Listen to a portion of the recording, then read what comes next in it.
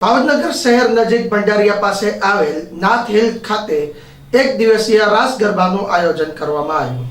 ભાવનગર જિલ્લાના ભંડારીયા નજીક સૌ પ્રથમ વખત ડુંગર ઉપર રાસ ગરબાનું આયોજન કરવામાં આવ્યું। હાલ હવે ગણતરીના દિવસોમાં આસો મહિનાની નવરાત્રિનો પ્રારંભ થવાનો છે, ત્યારે ભાવનગર શહેરમાં ખેલૈયા દ્વારા નવરાત્રિની પૂરજોશને તૈયારી કરવામાં આવી રહી છે।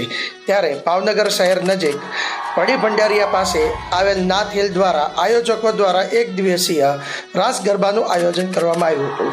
આ આયોજનમાં બાળકોથી લઈને યુવાનોએ ટ્રેડિશનલ ડ્રેસ સાથે ઝૂમી ઉઠ્યા હતા।